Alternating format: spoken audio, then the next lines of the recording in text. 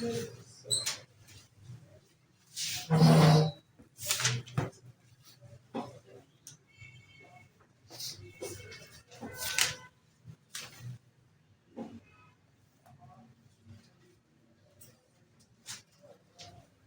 गए on live हम।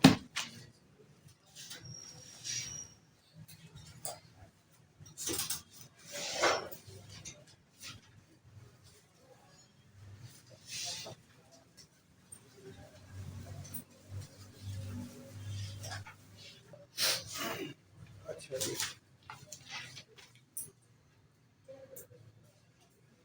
मैं क्लेम नहीं करता वो सर, मैंने ज्वाइन नहीं किया मैं। बस ऐसे ही मजा लिया फिर। अच्छा जी हाँ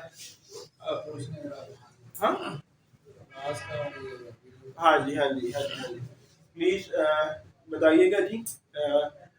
ऑडिबल एंड विजिबल जी, बोर्ड बोर्ड नजर आ रहा है क्लियर आप लोगों को?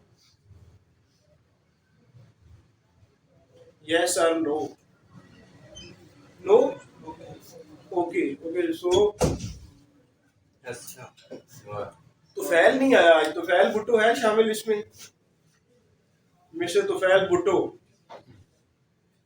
लाइब्रेरी में फिर रहा था ना।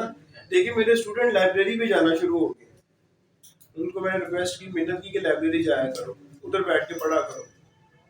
तो ये बागी जना की कायद-ए-आज़म लाइब्रेरी में था, तो वहाँ पे पढ़ने के लिए जाना है आप लोगों ने, ठीक है? पढ़ने के लिए जाना है, वैसे घूमने फिरने नहीं जाना। वहाँ एक छोटी सी मस्जिद भी है ना बागी जना के अंदर? जी जी है, जहाँ वो डॉक्टर सरार साहब पहले वो यहीं से स्टार्ट किया था यहीं से उन्होंने? वो रोड यहीं पे रहे। अच्छा अच्छा अच्छा वो यहीं पे जुम्मे खुतबा देते थे सारा, वो बड़े बड़े अच्छा। लोग आते थे सुनने के यार लाहौर जो है ना, लाहौर एंड कराची, लिए। यहाँ से बड़े बड़े नाम निकले, लाहौर और कराची से। ये दोनों सिटी ऐसे हैं कि जो यहाँ पे आया है और उसमें कुछ है, तो इस लाहौर उसको बड़ा ऊपर तक ले गया। उनकी बस्ती कराची में नहीं थी? डॉक्टर सलार अहमद मौलवी? नहीं, यहाँ है तो यहाँ ही है, वो यहाँ पे ही है, ये तो कंफर्म है लाहौर भी था वो थे। लेकिन ये वाली मस्जिद, उनकी मस्जिद एक और भी थी, वो कहाँ पे है जो वो मस्जिद है उनकी? है लाहौर में ही है। मस्जिद दारस नाम है इसमें बागी जना में, ये यहीं पे सारा इनका। एक और भी उनकी मस्जिद, इस वक्त उनके बच्चे जो है वहाँ पे। मैं भी कोई और मुझे नहीं पता उसका, मुझे इसी का पता है, यहीं पे होते थे वो, हर जुम्मा यहाँ पे वो खुतबा देते थे जुम्मे का। और आपने सुना है? हाँ, मैं कोई चंदे के साथ जाता रहा हूँ, रेगुलर नहीं किया कभी, कभी वहाँ पे किसी वजह से गए हैं या इर्द गिर्द किसी इलाके में गए हैं तो फिर वहाँ जुम्मा पढ़ लेते हैं। उनकी फकीर से रसूल होगा। Dear student, let's start. Bismillahirrahmanirrahim. In the name of Allah, the most merciful, the most beneficent. Today we are going to discuss Federal Board of Revenue Act 2007. Recording in progress. Recording is progress over here or not? In progress. FBR Act 2007. So before starting this act, Federal Board of Revenue Act 2007 में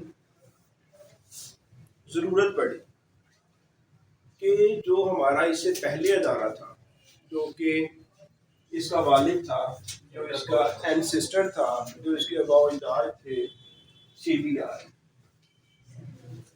central board of revenue. Central board of revenue जो उस वक्त की जो changing environment में ज़रूरियात थी, जिस तरह उसको मॉडर्न होना चाहिए था, जिस तरह जो मार्केट की एनवायरनमेंट चेंज हो चुकी थी और टेक्निक्स और रिफॉर्म्स इनकी ज़रूरत थी, तो वो CBR तोक़ुआत पे एक्सपेक्टेशन से पूरा नहीं उतर रहा था। तो फिर गवर्नमेंट ऑफ पाकिस्तान ने CBR की जगह FBR को ले आए। आप उस वक्त इसका हिस्सा थे, तो आप लोगों ने देखा होगा कि आप रजिस्टरों से कंप्यूटर की तरफ आए। हाँ, ये नजर नहीं आ रहा।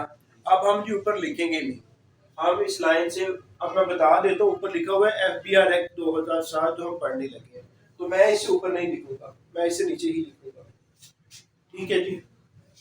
अच्छा, तो तारिक साहब हिस्सा थे FBR का, जब ये 2007 में सेंट्रल बोर्ड ऑफ रेवेन्यू से कन्वर्ट हुआ फेडरल बोर्ड ऑफ रेवेन्यू में, तो उसमें यही वजूहत थी कि मॉडर्न टेक्निक्स को लाया जाए। जो दौरे हाजिर के जो भी सॉफ्टवेयर चल रहे हैं, दौरे हाजिर के जो टेक्निक्स यूज हो रही हैं, दौरे हाजिर में जो एप्लीकेशंस हो रही हैं आईटी की, उनको इनकॉर्पोरेट किया जाए और जो नए तरीकाकार है उनको अपने अंदर लाया जाए, और जो टैक्स पेयर है उसके लिए आसानियां पैदा की जाए। टैक्स पेयर आके लाइनों में लगा करते थे, लंबी लंबी लाइनें लगी हैं और रिटर्न जमा करवाने आया करते थे, आप लोग बैठे हुआ करते थे, ठीक है, और बैठे हुआ करते थे, रिटर्न जमा करवाने के सरकार के पास लोग पैसे ले लिया करते थे, हाँ जी, फिर ठप्पे लगा के रख लिया करते थे, बाद में फीड करते रहते थे। तो ये वो जरूरियात थी कि ये अब काम दुनिया में ये नहीं चल रहा था, तो फिर हमें भी मजबूर किया गया। हमने एक तो खुद अपने आप एफर्ट्स, और दूसरा फिर हमें बाहर से कहा गया कि जनाब आप ठीक हो, आप पैसे मांगते रहते हो हमसे, कुछ अपने काम भी तो ठीक करो। कौन कह सकता है ये हमें? IMF। अब आप लोग जो इंस्पेक्टर भर्ती हो रहे हैं किसके कहने पे हो रहे हैं?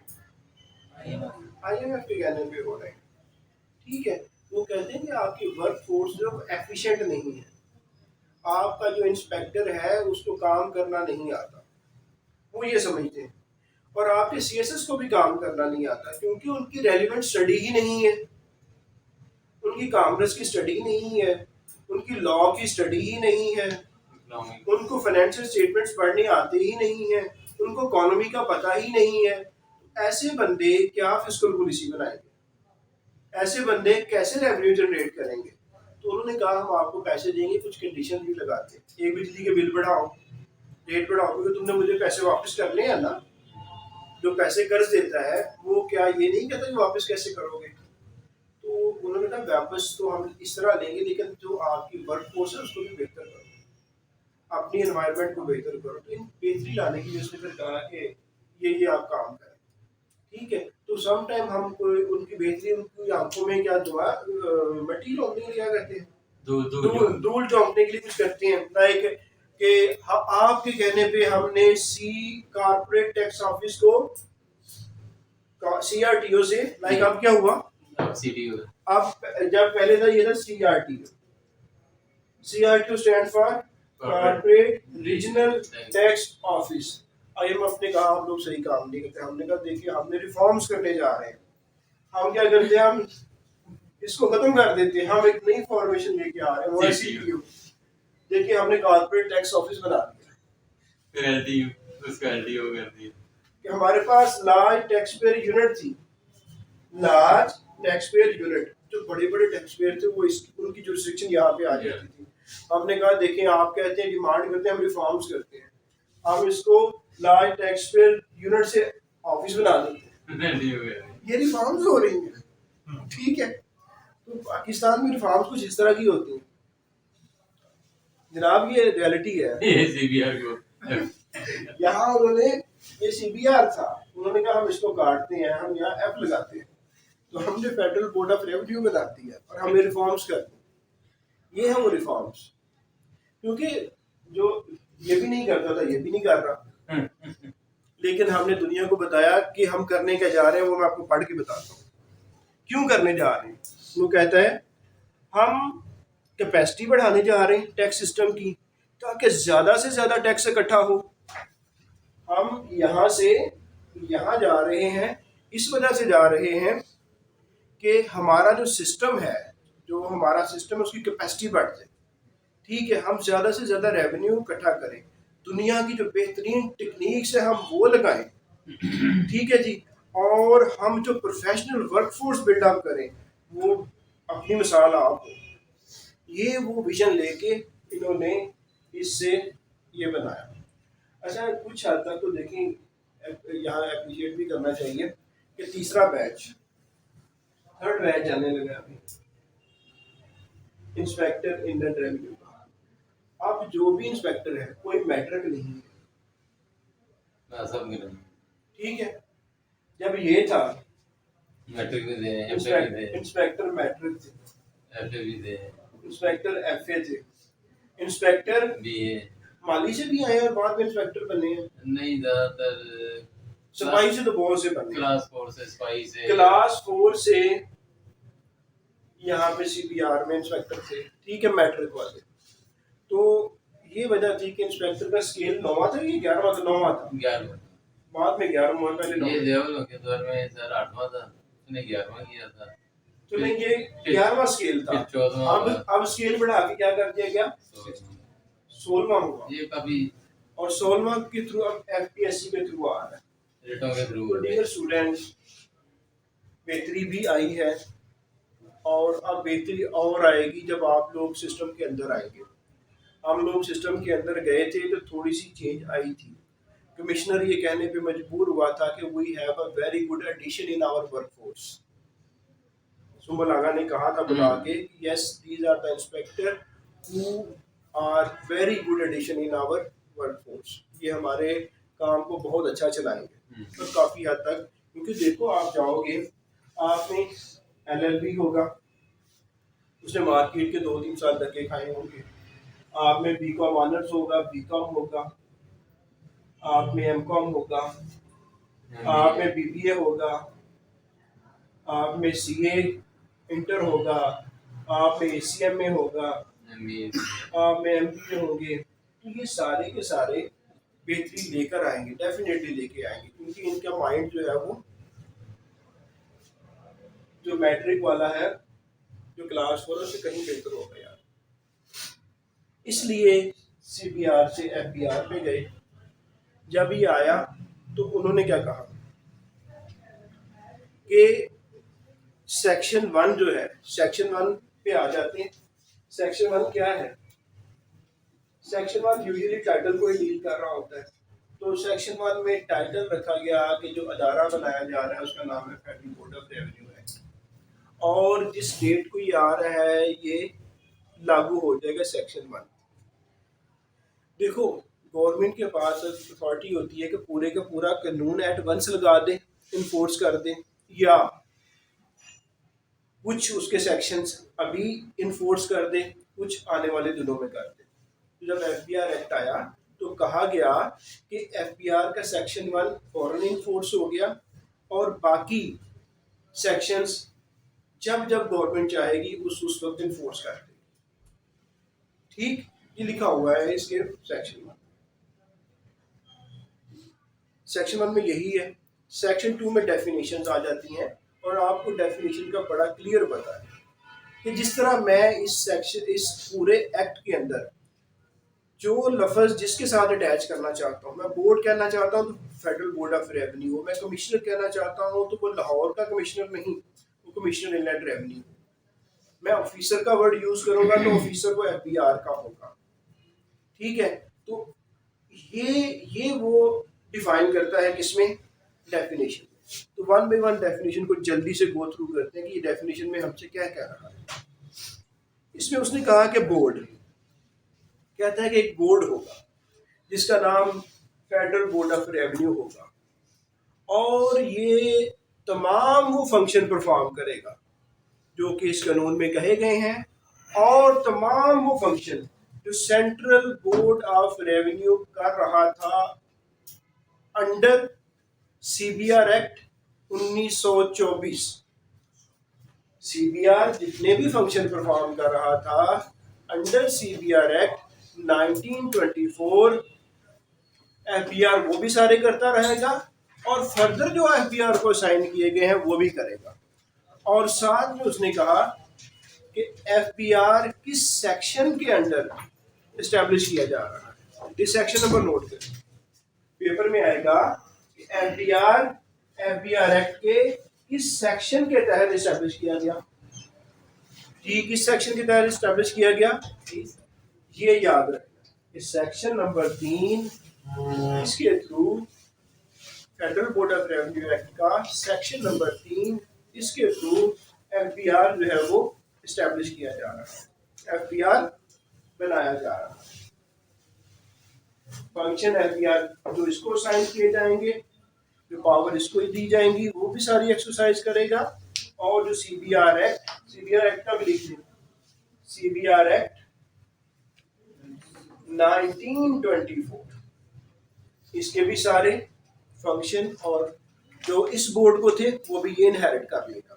अब क्वेश्चन आएगा कि सीबीआर एक्ट कब आया था, उसकी डेट क्या है। Very good. तो वो ये पूछेगा कि what is the date of CBR act when it came into force. तो आप कहोगे 1/4 ठीक है 1924। एक ये क्वेश्चन बन सकता है, एक ये बन सकता है, एक ये बन सकता है, ठीक है जी। अच्छा यही था कि ये डेफिनेशन, बोर्ड की डेफिनेशन जो है यही है। आगे चलते हैं।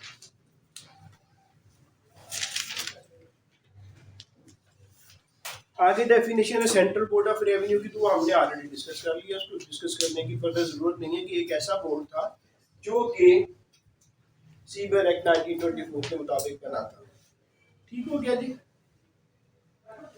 आगे चलते हैं।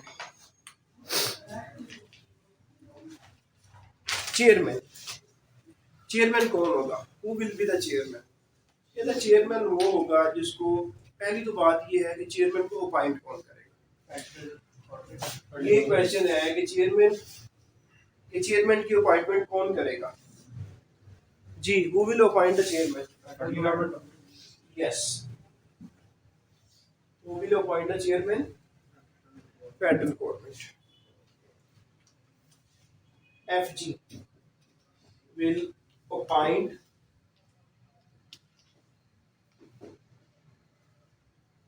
chairman। अपॉइंटमेंट होगी। अच्छा कहते हैं चेयरमैन किसे कहा जाएगा? जो बोर्ड का चेयरमैन होगा उसे चेयरमैन कहा जाएगा। जो यूनियन काउंसिल का चेयरमैन है उसको मैं चेयरमैन नहीं कह रहा। FBR एक्ट में मैं चेयरमैन कह रहा हूँ, चेयरमैन FBR का जो, ठीक है। कहते हैं कि जो एक्टिंग चेयरमैन है उसको भी क्या चेयरमैन कहा जाएगा? क्या एक्टिंग चेयरमैन को भी चेयरमैन कहा जाएगा? चेयरमैन की डेफिनेशन के अंडर आएगा? तो एक्टिंग चेयरमैन जो होगा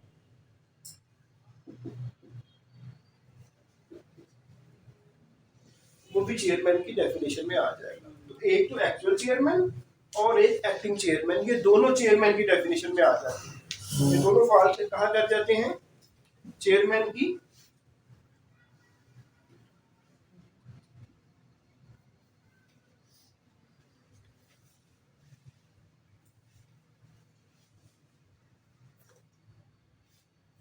कमेटी। कमेटी क्या होगी? जो मोहल्ले में बीबियां आपस में डाल देती हैं वो कमेटी होगी। सही है, कमेटी वही होती है ना, ये कमेटी डाल देते हैं ताकि पैसे इकट्ठे हो जाए, सेविंग हो जाए, फिर वॉशिंग मशीन दे देंगे जो कि खुद ही ड्राई करके कपड़े बाहर निकालती है। अक्सर बीबियां ऐसी करती हैं। वो नाराज ना हो जाए अगर वो फीमेल स्टूडेंट सुन रही है तो, कि हम ऐसे नहीं करते सर, आपने ऐसे क्यों कहा। तो लेकिन ये है कि हमारी वालदा या शेविंग करने का तरीकाकार वो समझा करते थे कि ये अच्छा तरीका। आप तो बेचारों के पास पैसे नहीं होते, तो वो डिपेंडेंट हो जाते हैं। जब वालदा बड़े हो जाते हैं ना तो वो डिपेंड कर रहे होते हैं किन के ऊपर? हमारे ऊपर। कि एक टाइम होता है कि उनकी इनिंग्स क्लोज होने पे होती है, तो वो तो अल्लाह को पता है एक आप है। लेकिन ये है कि वो कहते भी नहीं हैं लेकिन देख भी रहे होते हैं कि जब इनकी ज़रूरियात थी तो वो हम लोग तो बगैर कहे के बगैर डिमांड के कर देते थे। अब इनको भी क्या नज़र आता है या नहीं आता? क्योंकि हम लोग इस वक्त पावरफुल है, ताकत है, पैसा आ रहा है, सारा कुछ हो रहा होता है, तो हम भूल जाते हैं। हम लोगों की अपनी मंजिलें होती हैं कि आएगा चलो इधर लगा लिया उधर लगा लिया, लेकिन हमें, मुझे और आपको ख्याल रखना चाहिए, ठीक है। सोचना चाहिए कि यार कहीं वो उनके दिल में ये बात है कि नहीं है। अगर है तो अपनी थोड़ी सी सेक्रीफाइस करके उनको राजी कर लें, वो ज़्यादा बेहतर रहेगा। और आई बिलीव कि यही 4-5 साल ही होते हैं या 10 साल मैक्सिमम, कि जब आप बेहतर पोजीशन पे होते हैं, आप ताकत में होते हैं, तो वालिदैन का साथ इतना ही होता है। एक नेचुरल से है वो खत्म हो जाना होता है। एक नेचर है ना कि कितनी की एज होगी, नॉर्मल यही चल रहा होता है, तो उनका जरूर ख्याल रखें। अल्लाह मुझे भी तौफीक दे, ठीक है जी। अच्छा तो कमेटी जो वो हमारे बड़े डालते हैं वो वाली कमेटी नहीं है। कमेटी कोई भी FBR बनाएगा, कॉन्स्टिट्यूट करेगा, उसको कमेटी कहा जाएगा। अगर इससे पहले कुछ और लगा लिया जाता तो कोई और कमेटी, लेकिन सिर्फ जहाँ पे कमेटी का वर्ड होगा ना, वो समझा जाएगा कि FBR की कमेटी है। फिर कहते हैं फिस्कल लॉस। तो कहते हैं फिस्कल लॉस किसे कहा जाएगा?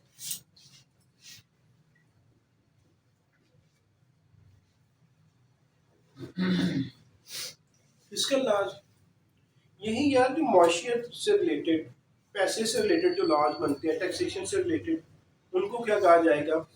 अगर आपसे वो इंटरव्यू में पूछ देता है कि आपको फिस्कल लॉज का पता है, तो जी सर तमाम वो लॉज जो कि टैक्स को लेवी करने के लिए, उसको चार्ज करने के लिए, उसके कलेक्शन के लिए हैं, तो सारे के सारे सर फिस्कल लॉज हैं। सर मैं एग्जांपल भी दे सकता हूँ, जैसे इनकम टैक्स ऑर्डिनेंस है, सेल टैक्स एक्ट है, फेडरल एक्साइज ड्यूटी है, कस्टम एक्ट 1969 है। सर ये सारे के सारे जो हैं ये फिस्कल लॉज हैं। और इसके अलावा और कोई लॉ जिसमें आप कोई ड्यूटी लगा दें, आप कोई टैक्स चार्ज कर दें, वो भी फिस्कल लॉ में आ जाएगा। वो समझ जाएगा कि यार इसको फिस्कल लॉ उसका पता है, तो वो कहेगा कि वो कोई और भी है इनके अलावा। इस तरह 4 मैंने कहे तो सर जैसे कि एक GIDC है, ठीक है, GIDC gas infrastructure development cess, GIDC gas infrastructure development cess. एक सेस लगाया गवर्नमेंट ऑफ पाकिस्तान ने कि हम ईरान से गैस लेके आ रहे हैं, हम तेहरान और इस तरह गैस लेके आ रहे हैं, उसकी पाइपलाइन को बिछाने के लिए हर वो बंदा जो कि कमर्शियल और इंडस्ट्रियल मीटर रखता है वो सेस जमा करवाए। तो ये क्या था? ये फिस्कल लॉ ही तो था, क्योंकि आप सेस लेवी कर रहे हैं आम जनता के ऊपर, कमर्शियल बिजनेस, कमर्शियल और इंडस्ट्रियल मीटर के ऊपर। तो ये क्या है? ये फिस्कल लॉ है। तो वो इंप्रेशन लेगा कि यस कैंडिडेट जो है इसकी अंडरस्टैंडिंग है। ठीक हो गया जी। तो इसको फिस्कल लॉ कहा जाएगा। फिर ह्यूमन रिसोर्स प्लानिंग के बारे में एक डेफिनेशन है। तो तमाम वो पॉलिसीज जो FBR अपने रिसोर्स को सही जगह पे यूटिलाइज करने के लिए बनाएगा, ह्यूमन रिसोर्स प्लानिंग होगा। अगर रिसोर्सेज नहीं है तो रिसोर्सेज लाने के लिए जो पॉलिसीज बनाएगा वो ह्यूमन रिसोर्स पॉलिसीज होगी। अगर रिसोर्सेज हैं तो रिसोर्सेज की एबिलिटीज़ को बढ़ाने के लिए जो पॉलिसी लाएगा वो ह्यूमन रिसोर्स पॉलिसीज होगी। आगे चलते हैं। मेंबर कौन होगा? मेंबर कौन होगा? पेपर में आएगा। कोई भी बंदा जो कि बोर्ड का मेंबर अपॉइंट किया जाएगा वो कौन होगा? वो मेंबर होगा।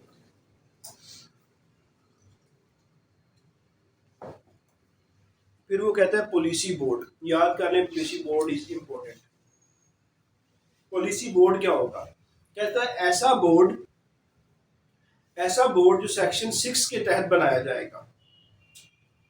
ऐसा बोर्ड जो सेक्शन 6 ऑफ FBR एक्ट उसके मुताबिक बनाया जाएगा, उसको पॉलिसी बोर्ड कहेंगे। बेसिकली पॉलिसी बोर्ड जो है वो रहनुमाई कर रहा होता है FBR। पॉलिसी बोर्ड क्या करता है? रहनुमाई करता है, गाइडेंस देता है FBR को कि आपका विजन क्या होना चाहिए, आपका मिशन क्या होना चाहिए, आप टैक्स को कैसे बढ़ा सकते हैं। ये पॉलिसी बोर्ड कर रहा होता है। और पॉलिसी बोर्ड में कौन बैठा होता है? पॉलिसी बोर्ड में आपके नुमाइंदे, सियासतदान जिनको आप इंतखाब करते हैं वो बैठे होते हैं।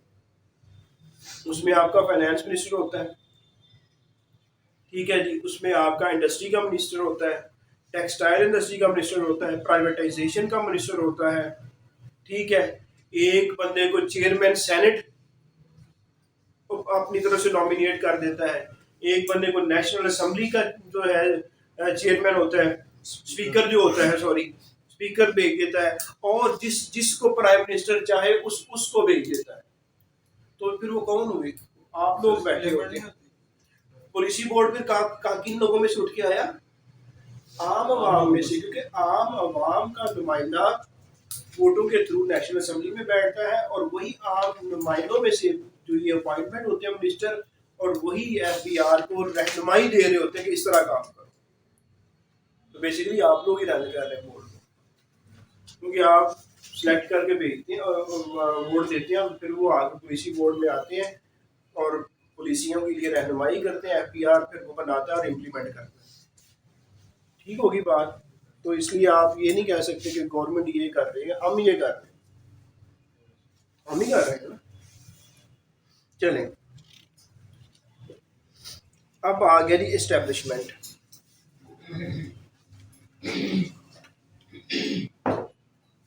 ये है सेक्शन 3।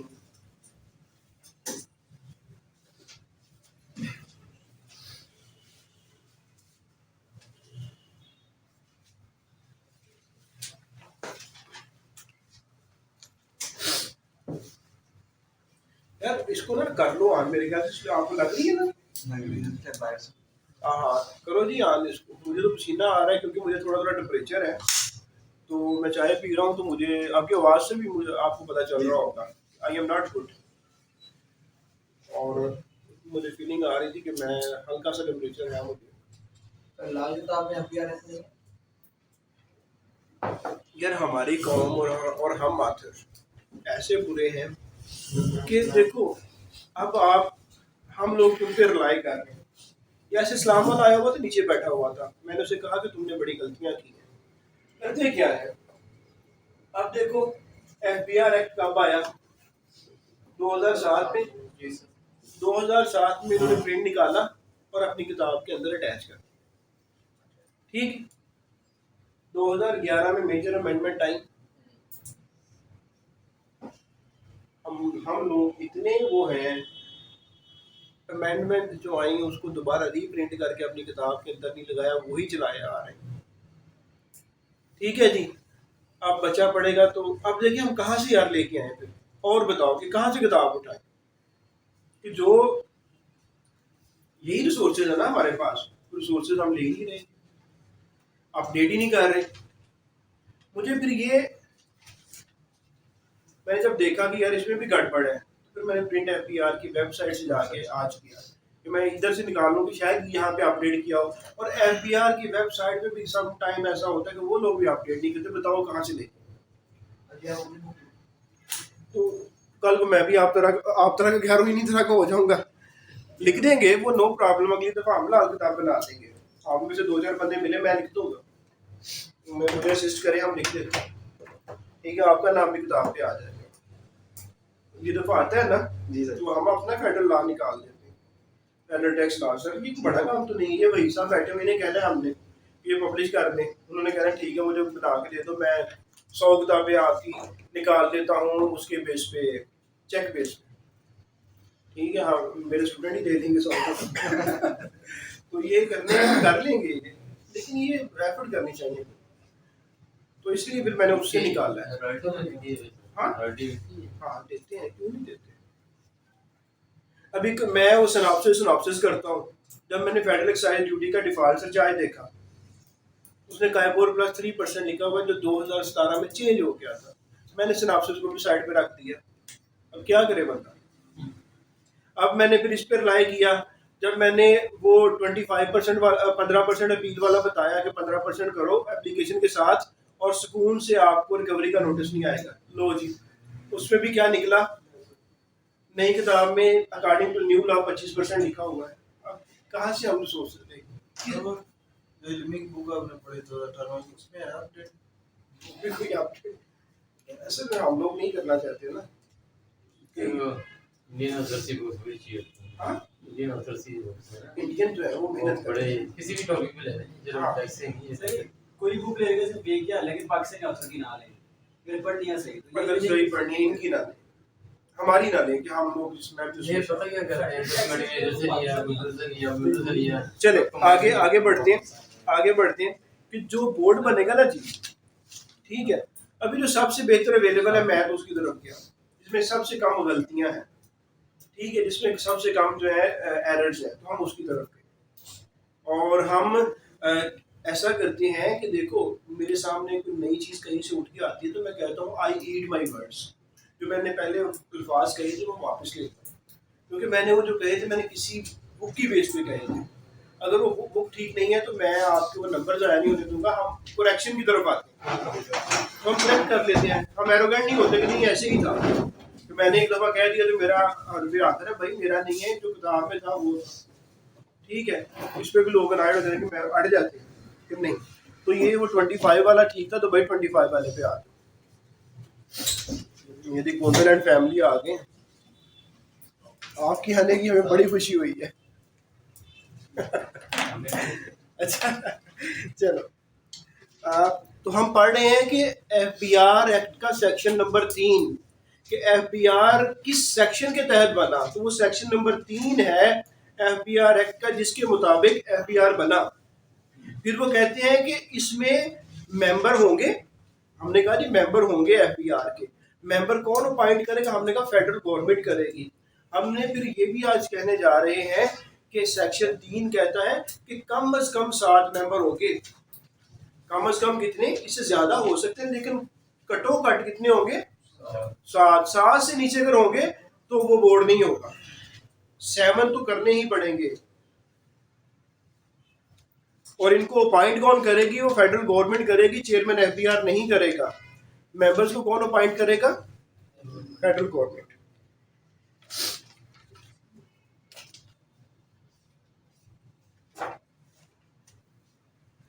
FBR को जो पावर्स और फंक्शन दिए जा रहे हैं वो FBR एक्ट के किस सेक्शन के थ्रू दिए जा रहे हैं, कि पेपर में आ सकते हैं सेक्शन नंबर 4। सेक्शन नंबर 4 के अंदर जो लिख दिया गया है कि FBR की ये पावर्स हैं, FBR की ये फंक्शन है, वो सारे वो परफॉर्म करेगा, वो सारी पावर्स को एक्सरसाइज करेगा। और जो CBR वाली थी उनको भी कर सकता है।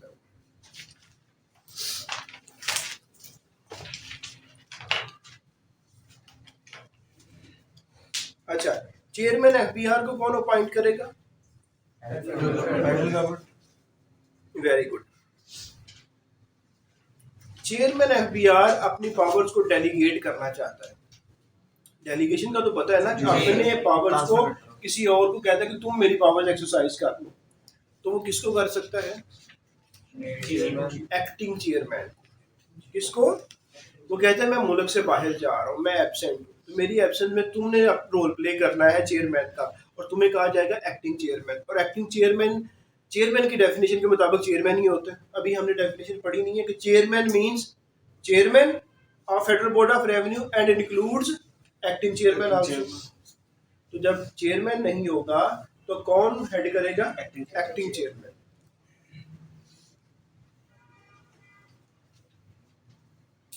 अब आ गया कि बोर्ड का कोई सेक्रेटरी भी होगा, हर इदारे का सेक्रेटरी होता है, तो फेडरल बोर्ड ऑफ रेवेन्यू का सेक्रेटरी भी होगा जी, होगा या नहीं होगा, होगा जी, सेक्रेटरी होगा। अब बात यहाँ पे जा रही है कि सेक्रेटरी को कौन अपॉइंट करेगा, कौन करेगा जी, federal government, chairman, very good. तो सेक्रेटरी जो है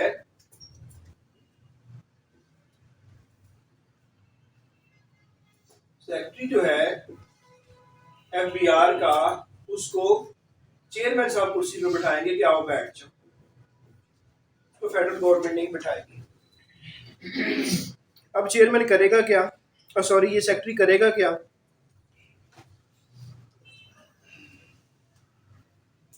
ठीक है, जितने भी मैटर्स होते हैं मीटिंग के, मीटिंग्स होती हैं FBR में, मीटिंग से रिलेटेड जितने भी मैटर्स होंगे FBR हेडक्वार्टर इस्लामाबाद में मीटिंग्स होती रहती हैं। कभी फाइनेंस मिनिस्टर आ रहा है, कभी कोई और अथॉरिटी आ रही है, कभी इंडस्ट्री वाला मिनिस्टर आ रहा है, कभी कोई मिनिस्टर आ रहा है, ठीक है। आप जब जाएंगे तो आप देखेंगे कि बिल्कुल constitution Avenue of Pakistan, supreme court of Pakistan, दोनों के सामने फेडरल बोर्ड ऑफ रेवेन्यू है।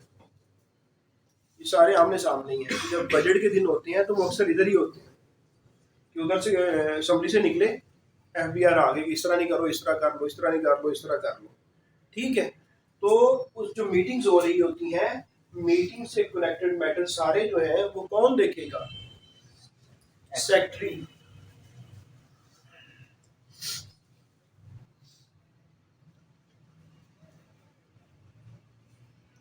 अच्छा, कहते हैं जी चेयरमैन अपॉइंट करना है, अपॉइंटमेंट करनी है चेयरमैन की जी। चेयरमैन की अपॉइंटमेंट कौन करता है, फेडरल गवर्नमेंट करती है।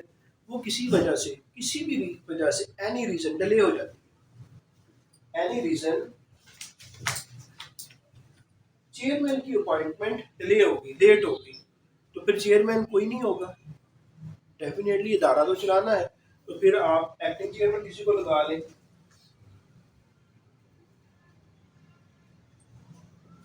एक्टिंग चेयरमैन कौन होगा? जो मेंबर्स तो हैं, मेंबर में जो सबसे ज़्यादा सीनियर होगा ना, उसको बना दिया जाएगा सीनियर मोस्ट मेंबर। जो मैंने कहा था घट्टो घट 7 होने चाहिए, उन 7 में जो सबसे सीनियर होगा उसको कहा जाएगा कि आप जब तक वो हम चेयरमैन नहीं लेके आते, प्लीज़ आप एक्टिंग चेयरमैन के तौर पे काम करें। कहता है कि बोर्ड बन गया, बोर्ड बन गया, ठीक है, तो बोर्ड की कोई मीटिंग भी होगी कि नहीं होगी? बोर्ड मिला करेगा, आपस में बैठे करेंगे, आगे एजेंडा देखेंगे कि किस तरफ को जाना है। तो बोर्ड क्या रोजाना मीटिंग होगी? रोजाना तो नहीं हो सकती, इट इज़ वेरी डिफिकल्ट कि रोजाना बोर्ड की मीटिंग कॉल कर ली जाए। तो वो कहता है 2 महीने में एक दफा, कम अज कम 2 महीना में एक दफा लाजमी चेकअप करवाना है। लाजमी क्या होनी है? मीटिंग होनी है 2 महीने में कम से कम एक दफा। लेकिन कहते हैं ये तो रूटीन है कि ये है। अगर कोई स्पेशल मीटिंग करनी चाहे कि स्पेशल कोई इवेंट हो गया है, कोई स्पेशल मीटिंग करना चाहते हैं तो वो भी हो सकती है जी, बिल्कुल हो सकती है। ये तो नॉर्मल मीटिंग थी, तो स्पेशल मीटिंग भी हो सकती है जी, बिल्कुल हो सकती है। कहते स्पेशल मीटिंग जो होती है ना, आमतौर पे दरख्वास्त देता है कोई भी मेंबर्स का पता है ना, कोई 7 वाले, 7 में से कोई एक मेंबर दरख्वास्त देता है, रिक्वेस्ट करता है चेयरमैन एफबीआर को कि ये मैटर है, ये चाहता है कि कोई स्पेशल कंसिडरेशन दी जाए, इसको स्पेशल टाइम दिया जाए, जल्दी करो। तो ये दरख्वास्त देता है और मीटिंग कन्वीन कर ली जाती है। कन्वीन क्या होता है? तलब करना। मीटिंग क्या होती है?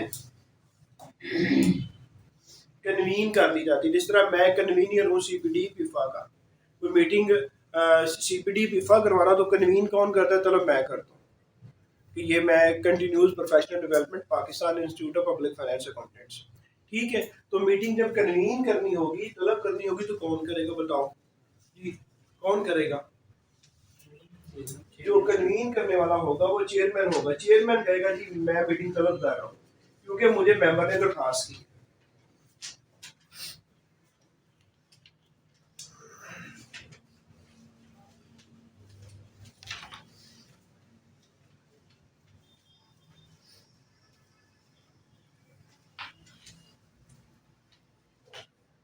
कहता है कि क्या बोर्ड कमेटियां बनाएगा? कहता है जी बिल्कुल बनाएगा। एक कमेटी बना ले या कई कमेटियां बना ले काम चलाने के लिए। बोर्ड जो है वो कमेटी बना लेगा। कमेटी मैंने इनको बताया था जी, ये कमेटी जो मोहल्ले में कमेटी डाली जाती है वो नहीं, ये कमेटी है जो बोर्ड बनाता है कि स्पेशली सेल टैक्स को देखने के लिए एक कमेटी बना लो, क्रेस्ट को देखने के लिए एक कमेटी बना लो, ठीक है, फलां ताजरान से मैटर ये वाले डिस्कस करने हैं तो इसके लिए कमेटी बना लो। पॉइंट ऑफ सेल जो इंस्टॉल हो रहा है इसका बड़ा मसला आ रहा है, कमेटी बना लो। तो बोर्ड कमेटी एक या ज़्यादा कमेटियां बना सकता है। पॉइंट ऑफ सेल का तो पता है ना, ये मशीनें लगी हुई हैं जो सेल करते हुए रियल टाइम डाटा आप फीड करवाते हो कि मैंने परचेज किया, ये मेरा शनाख्ती कार्ड है, एफबीआर के पास फ़ौरन चला जाता है। पॉइंट ऑफ सेल मशीनें लगी हुई हैं और फिर वो कहते हैं आपको कार मिलेगी, जिसने पक्की रसीद ली होगी पॉइंट ऑफ सेल से, उसका डाटा आ जाएगा हमारे पास, फिर हम बैलेटिंग करेंगे और बैलेटिंग करके हम कारें देंगे, ठीक है, एफबीआर देगा।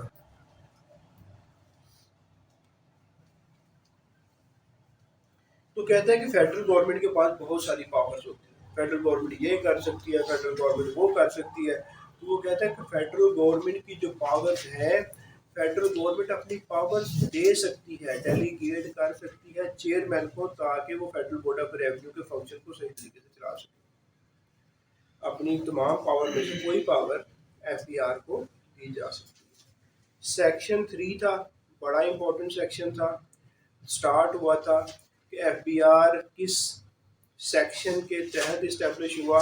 वो हमने कहा FBR section 3 federal board of revenue act उसके मुताबिक बना। फिर उसने कहा कि एफबीआर जो है वो तमाम पावर जो है अपनी जो सेक्शन 4 वाली हैं और तमाम पावर और फंक्शन जो CBR के अंदर मौजूद थे वो सारे परफॉर्म करेगा। ठीक है जी। फिर इसी सेक्शन में हमने कहा कि कितने कम अज़ कम मेंबर होंगे FBR के, हमने कहा 7 होंगे। पर इसी सेक्शन में हमने ये कहा कि ये मेंबर को अपॉइंट कौन करेगा, हमने कहा ये फेडरल गवर्नमेंट करेगी। इसी सेक्शन में हमने कहा कि चेयरमैन को कौन अपॉइंट करेगा, फेडरल गवर्नमेंट करेगी। इसी सेक्शन में हमने कहा कि चेयरमैन अगर एब्सेंट होता है तो अपनी पावर्स को डेलीगेट कर देगा, किसको, एक्टिंग चेयरमैन को। फिर वो कहता है कि secretary of the board, secretary of the board, इस तरह यूनियन काउंसिल का सेक्रेटरी होता है, इसी तरह बोर्ड का सेक्रेटरी है, तो सेक्रेटरी ऑफ द बोर्ड को अपॉइंट कौन करेगा, चेयरमैन अपना सेक्रेटरी रखेगा। सेक्रेटरी करेगा क्या, जितनी भी मीटिंग्स हो रही होंगी उसमें जो भी मैटर्स होंगे वो उनको देख रहा होगा। फिर वो कहता है अगर किसी वजह से FBR के चेयरमैन की जो अपॉइंटमेंट है वो डिले हो जाती है तो फिर क्या होगा। फिर उसने कहा कि जो भी मेंबर, मैंने कहा था कम से कम इतने रखो, उनमें से जो सीनियर मोस्ट होगा गवर्नमेंट कहेगी कि जब तक नहीं आता एक्चुअली तो हम नहीं अपॉइंट करते, तो तुम जो सीनियर मोस्ट हो आप बन जाओ एक्टिंग चेयरमैन। ठीक हो गया। फिर वो कहता है कि क्या ये क्या कभी मिला भी करेंगे, कोई मीटिंग भी किया करेंगे ये मेंबर जो हैं। हाँ जी बिल्कुल किया करेंगे, कम से कम 2 महीने में एक दफ़ा तो करनी पड़ेगी। और क्या कहते हैं कभी कोई स्पेशल अकरेंस हो जाती है, स्पेशल ज़रूरत पड़ जाती है तो हो सकती है। कन्वीन कौन करेगा, चेयरमैन FBR करेगा। दरखास्त कौन करेगा, कोई भी मेंबर जो है वो कर सकता है। फिर हमने कहा कि फिर वो कहता है कमेटियां जो बनेंगी, कमेटी के मेंबर होते हैं, जो आगे थे बोर्ड के मेंबर, अब बात हो रही है कमेटी की। कमेटी के मेंबर जो हैं, कमेटी के मेंबर को कौन अपॉइंट करेगा। चलो अब यहाँ फ़र्क निकल रहा है कि वहाँ पर क्या था, बोर्ड के मेंबर, अब यहाँ पे क्या हो रहा है, कमेटी के मेंबर कौन अपॉइंट करेगा, कमिश्नर कहाँ करेगा, बोर्ड करेगा। हाँ, जो कमेटी के मेंबर हैं, कमेटी बोर्ड जितनी कमेटियां चाहे बना सकता है। ठीक है, तो कमेटी के मेंबर जो हैं वो कौन अपॉइंट करेगा, बोर्ड करेगा। और फेडरल गवर्नमेंट के पास लातादाद पावर्स हैं, वो अपनी पावर्स के अंदर जो पावर चाहे चेयरमैन को दे दे कि जनाब चेयरमैन साहब ये कर लें, हम आपको पावर दे दें। अब सेक्शन 4 है, ये बड़ा लंबा सेक्शन है, इसमें वो मुख्तलिफ जो सारे के सारे पावर और फंक्शन दिए हुए हैं। और चलो इसको मैंने क्विकली जो है ना हम पढ़ते जाते हैं जल्दी से कि क्या है इसमें। वो सारी की सारी चीज़ें शामिल कर दी गई हैं कि जो बोर्ड के पावर और फंक्शन है, जो इस बोर्ड को करना चाहिए। लाइक आप किसी के पास मुलाजमत देते हैं तो आप कहते हैं आपकी ये जेटी है, जॉब डिस्क्रिप्शन देते हैं वो, ये आपने ये कुछ करना है। इसी तरह FBR को बनाया गया सेक्शन 3 में कि हम इस्टेब्लिश कर रहे हैं एक बोर्ड की हायरार्की क्या होगी, ये लोग होंगे, चेयरमैन होगा, बोर्ड के मेंबर्स होंगे, बोर्ड कमेटियां बनाएगी, मेंबर मिला करेंगे, स्पेशली मिला करेंगे। ठीक है, मिलके करेंगे क्या, ये वो पावर और फंक्शन है जो कि परफॉर्म करेंगे बोर्ड। अब वो उसको देख लेते हैं। कहता है जी टैक्स की रिफॉर्म्स, लो जी टैक्स की रिफॉर्म्स। नंबर 1 रिफॉर्म्स लेके आ रहे हैं, हम बेहतरी की तरफ जाना चाह रहे हैं, तो नंबर 1 जो टैक्स की रिफॉर्म्स करेंगे, रिफॉर्म्स को इम्प्लीमेंट करेंगे। और टैक्स की रिफॉर्म को इम्प्लीमेंट कौन करेगा, जी पेपर में क्वेश्चन आ गया, टैक्स की रिफॉर्म्स हैं उनको इम्प्लीमेंट कौन करेगा, बोर्ड करेगा। ठीक है जी।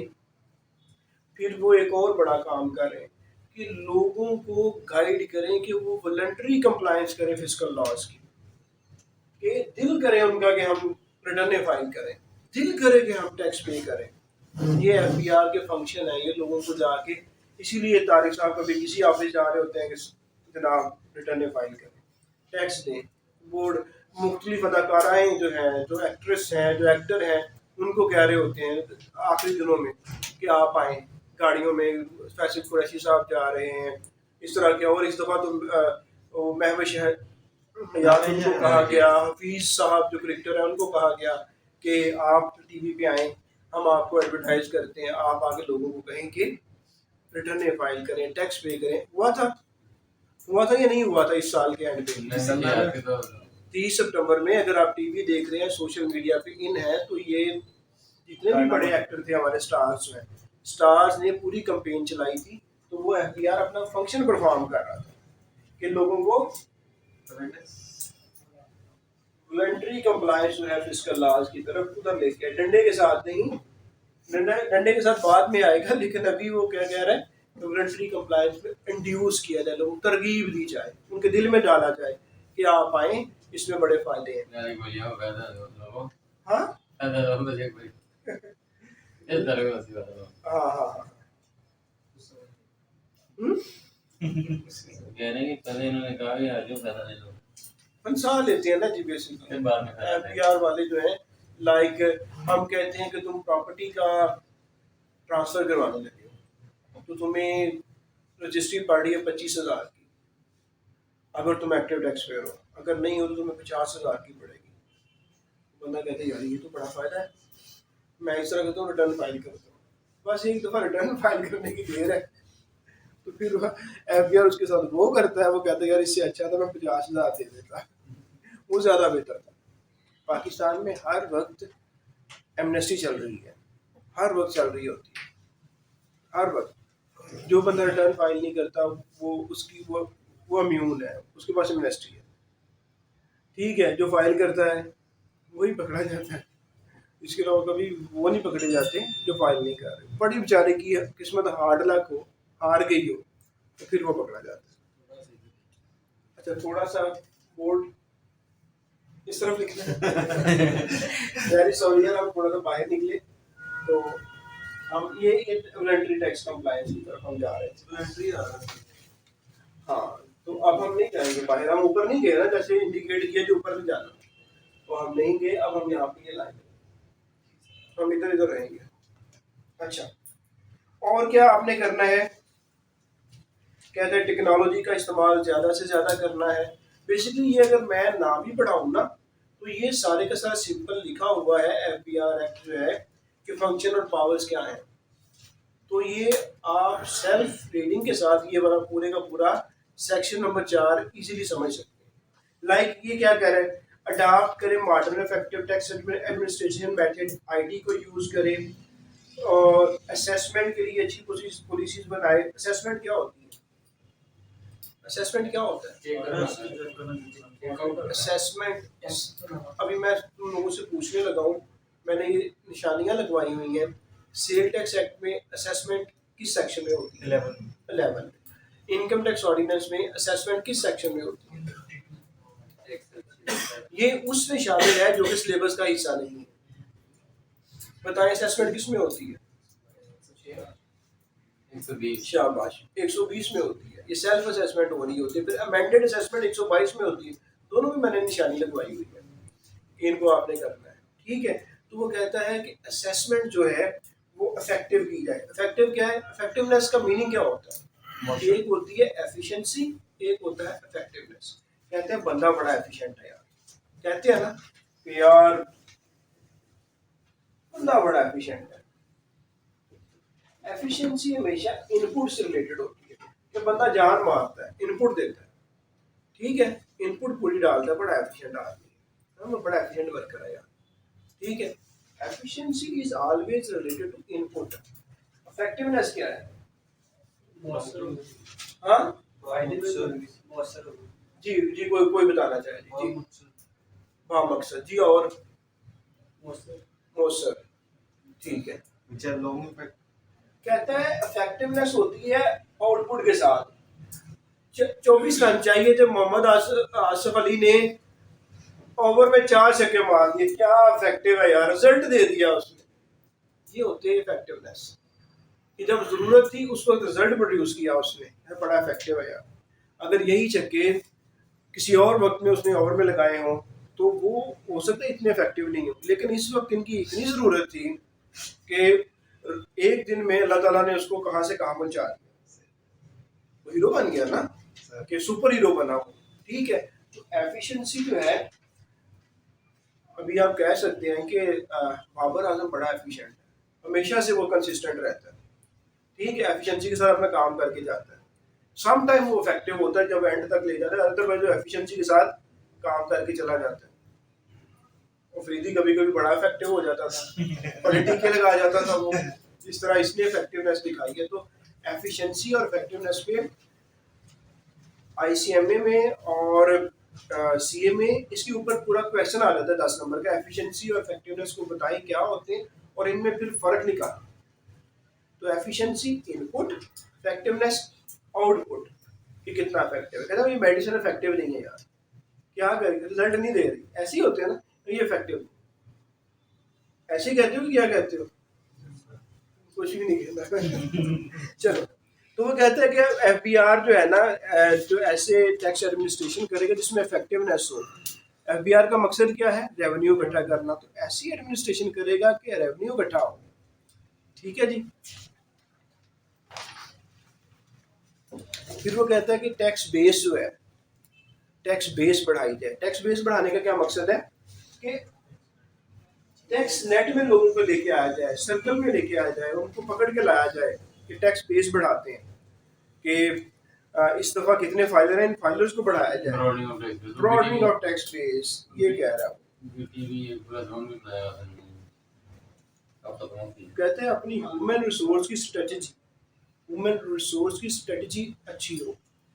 कि स्ट्रेटजी बेसिकली एक आपका प्लान होता है कि किस तरह आपने गोल को अचीव करना है।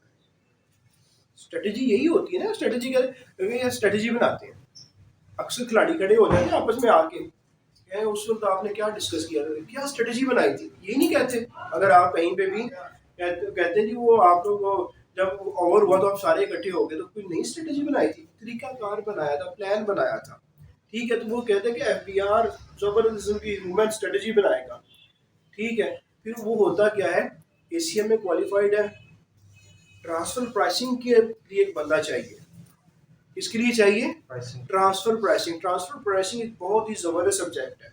उसमें ये होता है कि पाकिस्तान से अंदर से बाहर जो वो टैक्स लेके जा रहे हैं थ्रू ट्रांसफर प्राइसिंग के, कौमें खेल रही होती हैं कि थोड़ी कीमत जाहिर करके थोड़ा टैक्स दे के बाहर पैसा लेके जा रहे होते हैं। ठीक है, तो उसने कहा इसके लिए यार हमें एमकॉम तो गुजारा नहीं करेगा। ठीक है, यहाँ पे या तो हमें ACCA लेना पड़ेगा इस पोस्ट के ऊपर, या हमें CA लेना पड़ेगा, या ACA में कोई आप पोस्ट करो।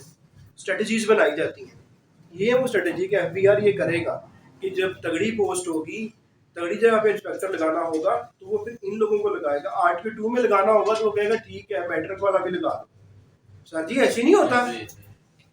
जो RTO 2 है लाहौर का रीजनल टैक्स ऑफिस 2, उसमें शॉपकीपरों का टैक्स हो रहा होता है, छोटे छोटे टैक्स पेयर होते हैं। कहते हैं ये पुराना इंस्पेक्टर है, मैट्रिक वाला लगा लो, चल जाएगा। जब बात आती है कि निशाद ग्रुप का टैक्स करना है, उसको देखना, वो कहते हैं यार नहीं, इनको RTO 2 वाले हैं, इनको उधर भेजो, यहाँ पे हाईली क्वालिफाइड इंस्पेक्टर है उसको लगाओ जिसमें सही जान। तो ये है वो स्ट्रेटजी, कह रहे कि एफबीआर ये करेगा। बाकी पढ़ लोगे यार, ये यही है जो सिंपल सा है, इसको पढ़ना चौथे को, और पढ़ के फिर जो चीज़ें इसमें से निकलेंगी फिर देख लेंगे। सही है, और है ये सिंपल ही है। फिर एक ये याद रखने के लिए है कि एक फाउंडेशन बनाई जाएगी कि ये एफबीआर एक बनाएगा। जनाब ये देखिएगा, ये आप लोगों के लिए बड़ा इंपॉर्टेंट जो ऑलरेडी सर्व कर रहे हैं एफबीआर में। एस्टैब्लिश या foundation end fund related, foundation fund related बनाएगा जो एफबीआर एम्प्लॉइज को फैसिलिटेट करने के लिए और उनकी वेलफेयर के लिए इस्तेमाल होगा। ये एफबीआर एक्ट बना, उसमें कहा गया कि ये बनाएंगे। तो कभी आपको उन्होंने फैसिलिटेट किया, कहते हैं ये खुद बड़ा फैसिलिटेट हो जाते हैं। एफबीआर में है ना, ये चाहिए सर, मैं जा रहा हूँ तो यहाँ पे ये जरूरत पड़ेगी, खुद मैनेज कर लो यार, मैनेज किया करो। तो इस तरह चल रहा होता है कि हाँ खुद करेंगे। प्रिंटर के लिए वो पेजेस चाहिए, इंस्पेक्टर साहब खुद करो यार। इंस्पेक्टर साहब कहते हैं चलिए ठीक है सर, कल घर से ले आऊँगा। ठीक है, वो फिर टैक्स पेयर को पकड़ना होता है यार, टैक्स करवा ऑडिट करवाने जाओ यार, प्रिंट पे करना वो लेके आ रहे दिन हो, लेके आओ। वो खुद ही आगे पूछ लेते हैं पुराने बंदे, सर कुछ चाहिए तो नहीं है।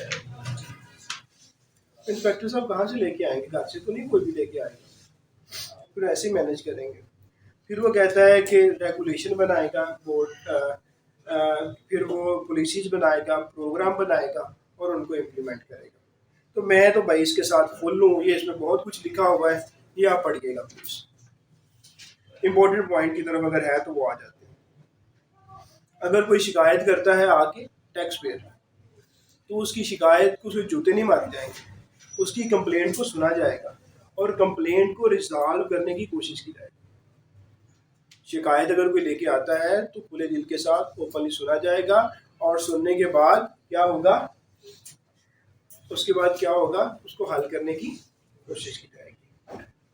फिर वो कहता है कि जब 2007 में आया तो उस वक्त उन्होंने कहा कि हमारे फंक्शन में शामिल होगा कि हम इलेक्ट्रॉनिक रिटर्न फाइल करवाएं। उस वक्त सोच रहे थे ना कि ये काम करवाया जाए। कब आया आयरस? 2014 में, 13 में आया है, 14 में आयरस आया। इससे पहले क्या आ गया था? पहले तो आईटी आ गया था, आईटी लेकिन मैनुअल के साथ हाँ, तो रिटर्न 2010 में इलेक्ट्रॉनिक होना शुरू हुए और 14 में जो इस वक्त इस वक्त जो वायरस है वो आ गया। तो जब वो आया था तो ये कहा जा रहा था कि इलेक्ट्रॉनिकली हम जाने की कोशिश करेंगे। ठीक है, एसआरओ क्या होता है? ये देखो जी तारिक साहब, एसआरओ क्या होता है? 7 से रिटर्न ऑनलाइन अवेलेबल है। हाँ, तो एसआरओ क्या होता है? SRO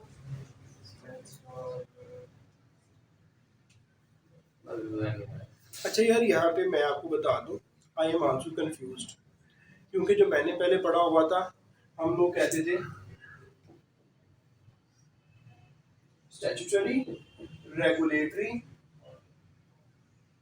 order. ठीक है जी। तो भाईजान सेल टैक्स एक्ट में एसआरओ को बहुत सी जगहों पे ऐसे लिखा हुआ है, SRO stands for statutory, regulatory, order. अब एफबीआर एक्ट में हमने पढ़ा, वो भी आपको बता देते हैं क्या लिखा हुआ है, ताकि फैसला आप लोग खुद कर लेना जब पेपर पे बैठोगे।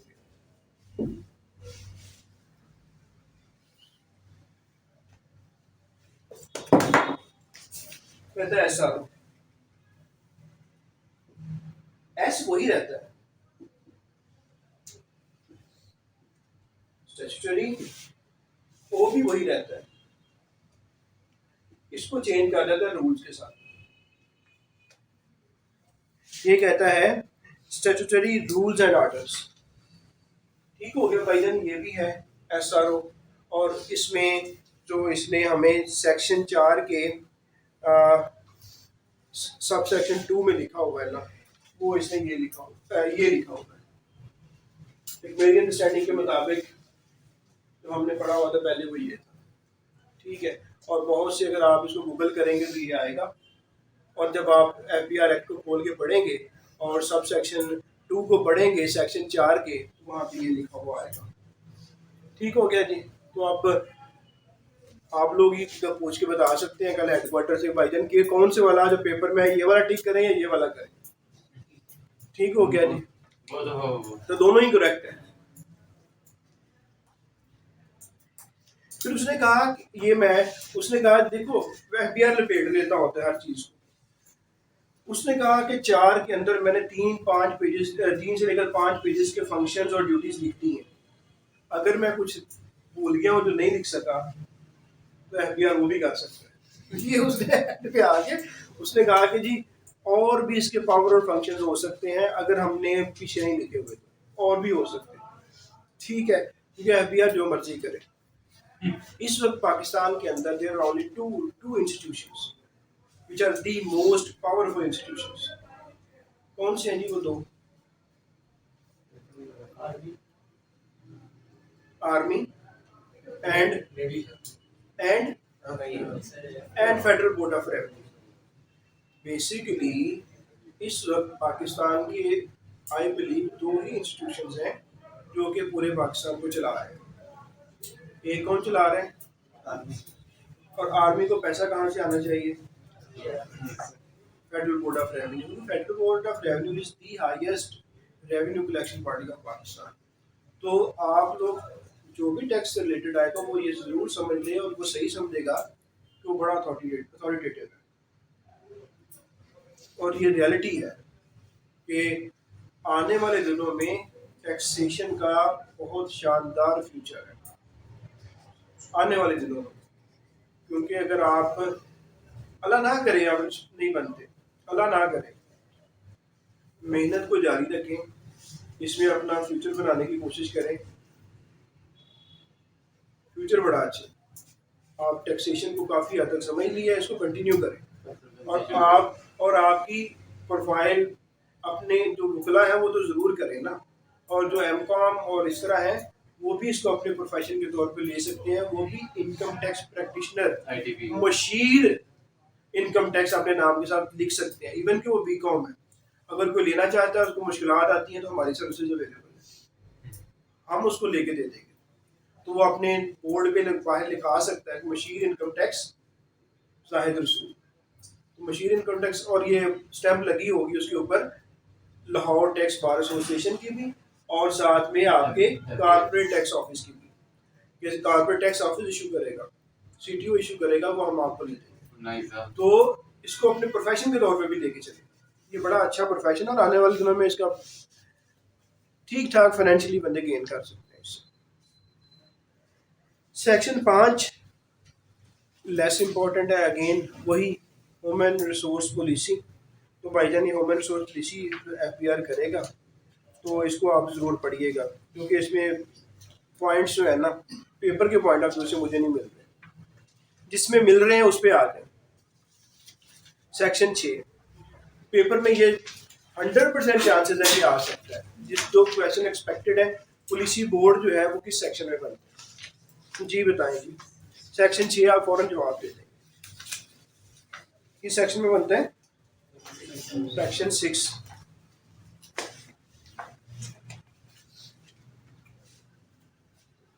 आपने देखा होगा कि अल्लाह ताला ने जिन टैक्स कंसल्टेंट का काम चलाया है ना वो दिनों में बहुत ऊपर आए।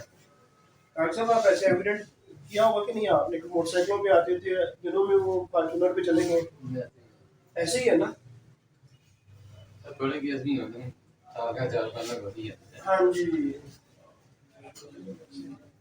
इनकम टैक्स आपने आधा सीख लिया, सेल टैक्स आपने काफ़ी तक पढ़ा है, फेडरल एक्साइज ड्यूटी देख ली है। आप यकीन करें, आप बड़े से बड़े कंसल्टेंट से पूछने कह रहे हैं यार मैंने FPR को रिप्रेजेंटेशन भेजनी है, कैसे भेजूँ? यार मुझे क्या पता है कैसे भेजनी है। ठीक है, तो इंशाल्लाह हम आगे आपको बताते हैं कि FPR को रिप्रेजेंटेशन कैसे भेजी जाती है। अक्सर कहा जाता है ना चेयरमैन FPR या सेक्रेटरी लिख रहा होता है मिस्टर जाहिद रसूल, एड्रेस ये, तुम्हारी क्यूरी का ये जवाब है, तुमने क्वेश्चन ऑफ लॉ जो रेज किया था, बेसिकली वो आप रिप्रेजेंटेशन दे रहे होते हैं FPR को कि मुझे ये कानून की समझ नहीं आ रही, क्लैरिफाई करो। तो कोई भी बंदा जो है पाकिस्तान का नेशनल जो है वो चेयरमैन FPR को पूछ सकता है कि आपने लॉ बनाया है इसकी क्या इंटरप्रिटेशन है, हमें नहीं समझ आ रहा, हमें बताएं। तो फिर बताते हैं, आपके घर भेजते हैं वो नोटिस, आपको ईमेल करते हैं कि, और ये अच्छा तरीका मशहूर होने का तारिक साहब आपका नाम लिख के भेजते हैं। अब तो मजे का खुद में मुझे हो रहा है।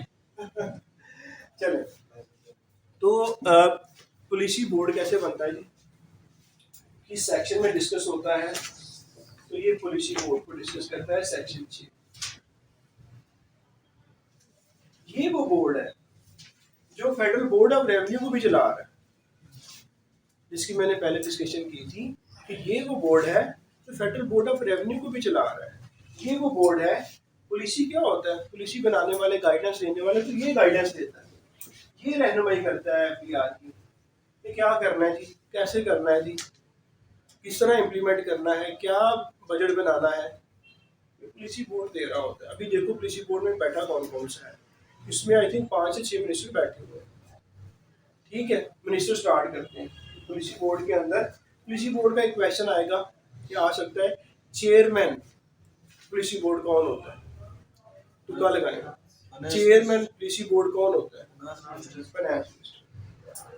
तो इसका एक मेंबर हो गया finance minister of Pakistan.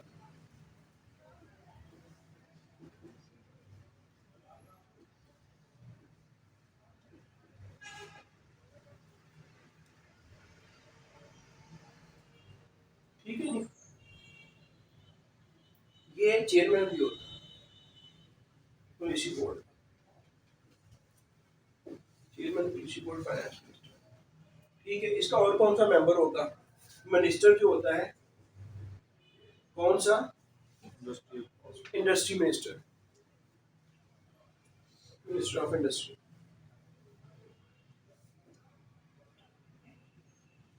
Congress और कौन सा होता है? कॉमर्स वाला। बेसिकली ये इसलिए मैं कह रहा हूँ टेस्ट हो सकता है, इसमें काफ़ी क्वेश्चन बन सकते हैं। किसी भी वो रिलीजियस मिनिस्टर का नाम लेके कह सकता है कि यार ये मिनिस्टर जो है क्या ये पॉलिसी बोर्ड का मेंबर होगा, या किसी ऐसे का कह दिए जो नहीं है, या कह दे कि 3 लिख के कह दे कि क्या ये सारे के सारे होते हैं, इनमें से कोई एक होता है। तो मुख्तलिफ तरीकों से उसके पास क्वेश्चन अवेलेबल है कि आपसे वो पॉलिसी बोर्ड के बारे में पूछ लें। यार ये तो बड़ा सिंपल है ना कि पॉलिसी बोर्ड का चेयरमैन जो है वो चेयरमैन FPR होता है। गलती हो सकती है, नहीं चेयरमैन नहीं होता बल्कि वो मेंबर होता है। ठीक है, चेयरमैन फाइनेंस मिनिस्टर होता है। ठीक है जी, तो मिनिस्टर ऑफ कॉमर्स, फिर कौन सा होगा? Minister of privatisation. देखो इस तरह फिर क्या है, हमें एक बात थोड़ी सी ज़हन में आ रही है कि यार एक पॉइंट क्लिक कर रहा है, इन मिनिस्टरों के नाम वैसे देख लेना कि ये वाले मिनिस्टर जो है ना, फाइनेंस वाला, इंडस्ट्री वाला, कॉमर्स वाला, प्राइवेटाइजेशन वाला, इनके नाम नोट कर लेना आप अपने तौर पे, ये कौन कौन से हैं। सही, क्योंकि ये फाइनेंस से रिलेटेड है ना, फेडरल बोर्ड ऑफ रेवेन्यू से रिलेटेड है, क्योंकि ये पॉलिसी बोर्ड के अंदर है। तो ये नाम नोट कर लेना करंटली कौन है मिनिस्टर ऑफ प्राइवेटाइजेशन।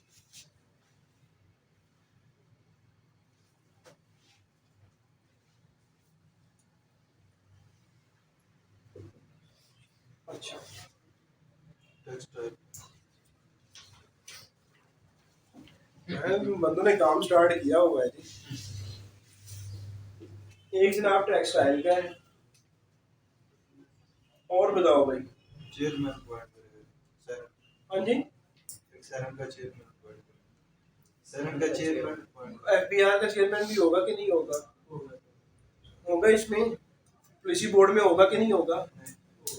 यार ऐसा करे लिखा हुआ है होगा यार, यार ऐसे ना करो, चेयरमैन भी है FBR का, ऐसी कह नहीं होगा। मैं समझ रहा तो बाकी सही बता रहे, ये भी सही बता वो रहे। कंफ्यूज कर रहे हाँ, चेयरमैन FBR भी होगा यार। थे। बहुत बड़ा प्रश्न है। मैं आप सारे साथ आपके साथ मैं एग्री हूँ। ठीक है जी, चेयरमैन FBR के साथ साथ जो चेयरमैन नेशनल असेंबली है, उसकी standing committee on finance and revenue, standing committee on finance and revenue एक कमेटी है नेशनल असेंबली की, उसका जो चेयरमैन होगा वो भी बोर्ड का मेंबर होगा।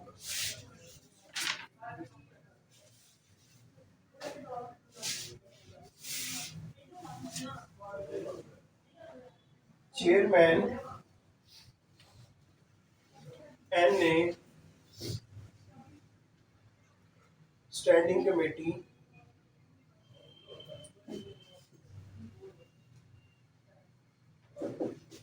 ऑन फाइनेंस, करिए। उसके अलावा वो जो स्पीकर अपॉइंट करेगा। हाँ हाँ ये तो देखो ना, ये स्टैंडिंग कमेटी बनी होगी, आप चेक कर लीजिएगा कार्ड में कौन है। ये नेशनल असेंबली की standing committee on finance and revenue है। ठीक है, उस कमेटी का जो चेयरमैन है वो ऑटोमेटिकली वो इसका पॉलिसी बोर्ड का मेंबर बन जाएगा। ठीक है जी, हाँ तो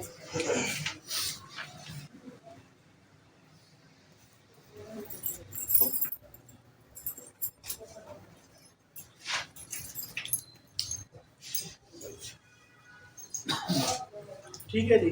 अच्छा, इसमें और कौन कौन सा हो सकता है, मैं कॉल कर देता हूँ। चेयरमैन मुआवजा हो सकता है? हाँ जी हो सकता है जी, कभी भी नहीं हो सकता है। ये जरूर अच्छा, भी। चेयरमैन जो इसमें लिखा है वही बोल देते हैं। चेयरमैन FBR है जी। अच्छा, एक मेंबर जो है सेनेट का चेयरमैन होता है। सेनेट का चेयरमैन इस वक्त कौन है? हाँ जी, सादिक संजरानी। तो सादिक संजरानी साहब एक बंदे को नॉमिनेट कर सकते हैं। ठीक है जी, और वो जो किसी भी बंदे को कर सकते हैं, वो चेयरमैन वापडा को भी कर सकते हैं। सेनेट का जो मेंबर होगा उसी को कर सकते हैं। वो खुद हो सकते हैं, हाँ खुद हो सकते हैं। वो ये कह रहे हैं कि नॉमिनेट कर सकते हैं, खुद नहीं कहा उन्होंने नॉमिनेट हुआ। अगर अपने आप को नॉमिनेट कर लें तो फिर वो खुद आ जाए। नॉमिनेट तो बेसिकली बंदा इस तरह कर रहा है मेरी जगह ये आएगा। नॉमिनेशन तो यही होती है ना कि बंदा खुद नहीं जा रहा तो नॉमिनेट करता है अपनी जगह पे किसी को। अच्छा, एक वो कहता है कि अगर चेयरमैन सेनेट कर रहा है तो क्या नेशनल असेंबली का स्पीकर जो वो माड़ा है? नेशनल असेंबली का स्पीकर भी जो है ना अपॉइंट कर नॉमिनेट कर सकता है अपनी जगह। ठीक है जी। फिर वो कहता है कि यार क्या जो स्पीकर नेशनल असेंबली है, जो चेयरमैन सेनेट है, इनके पास तो बड़ी ताकतें हैं, तो क्या प्राइम मिनिस्टर नहीं कर सकता? उन्होंने कहा ये तो एक एक कर सकते हैं ना। तो वजीर आज़म साहब ने कहा मैं जो चाहूँ कर सकता हूँ, मैं जितने चाहूँ कर सकता हूँ। ठीक है, तो वो जितने मर्जी अपॉइंट कर सकते हैं, जिनकी क्वालिफिकेशन हो, जिनका एक्सपीरियंस हो, जो कंट्रीब्यूट कर सकते हो। प्राइम मिनिस्टर साहब को पावर दी जा रही है कि जो पॉलिसी बोर्ड है उसके अंदर जिसको मर्जी बिठा लें। ठीक है, उन दोनों के पास क्या था कि अगर वो नॉमिनेट करना चाह रहा है स्पीकर नेशनल असेंबली, तो नेशनल असेंबली के अंदर से बंदे को उठा के नॉमिनेट करेगा। चेयरमैन सेनेट सादक सिंजरानी साहब अगर किसी को नॉमिनेट करना चाह रहे हैं तो वो सेनेट के अंदर बैठा होगा उसको करेंगे। प्राइम मिनिस्टर साहब की जिसको मर्जी चाहे कर लें, वो इमरान को भी कर लें। हो सकता है कि वो कह देंगे जनाब इनको चीज़ों का पता चल गया तो इनको कर लेते हैं। ये रियलिटी है और दिन बदलते पता नहीं चलता। तारिक साहब को भी कर सकते हैं। ठीक है जी। अब बात आ गई कि सेक्रेटरी कौन होगा पॉलिसी बोर्ड का। लें जी, ये सवाल आएगा, who will be the secretary of policy board? Policy board का सेक्रेटरी कौन होगा? Chairman FBR. पॉलिसी बोर्ड है, इसका कोई सेक्रेटरी होना चाहिए जी, होना चाहिए, जो कि इसकी जो कनेक्टेड मैटर्स हैं, जो मीटिंग्स हो रही हैं उनका रिकॉर्ड रखे, उनके बारे में जांच पड़ताल करता रहे। तो अब मिनिस्टर तो नहीं करेंगे भाई, मिनिस्टर तो नहीं करेंगे। वो आएंगे मीटिंग के लिए, चाय शाय पियेंगे, दो चार बातें करेंगे इधर उधर की। इनको कहेंगे जो है एफबीआर का चेयरमैन है जी, देख लीजिएगा इनको भी ना। तो फिर इसलिए उन्होंने सेक्रेटरी को भी कहा कि सेक्रेटरी कौन होगा, पॉलिसी बोर्ड का सेक्रेटरी कौन होगा? चेयरमैन साहब होंगे। तो इस वक्त चेयरमैन साहब कौन है? डॉक्टर इशफाक साहब। बड़े जेंटलमैन, चारों जेंटलमैन, पर्सनैलिटी भी है उनकी, स्मार्ट मैन। अब वो कहता है कि ये पॉलिसी बोर्ड कभी बैठ के मीटिंग भी करेगा या नहीं करेगा? जी, मीटिंग होगी पॉलिसी बोर्ड की, बिल्कुल होगी। कमेटी है। हाँ, तो ये कितने अरसे में एक दफा जरूर करेगा? जी बताएं जी। ये पेपर में देखो ये चीजें टेस्ट होने वाली हैं कि पॉलिसी बोर्ड होता है जी, होता है। क्या पॉलिसी बोर्ड मीटिंग करेगा? करेगा। कितने अरसे बाद करेगा? कम से कम एक दफा तो उन्हें मिलना चाहिए इतने अरसे में। तो हर क्वार्टर में, फाइनेंशियल ईयर है, फाइनेंशियल ईयर 12 महीनों का होता है, उसके फिर 4 क्वार्टर होते हैं। हर क्वार्टर में कम से कम एक दफा तो मिलेगा ना मीटिंग। हर क्वार्टर में कम से कम एक दफा तो मिलेंगे। फाइनेंशियल ईयर की याद रखिएगा।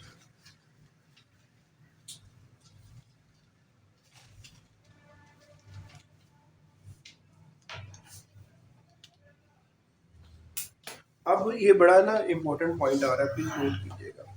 कहता है कि नॉमिनेटेड मेंबर्स आ गए। नॉमिनेटेड मेंबर्स कहाँ कहाँ से आ रहे होते हैं?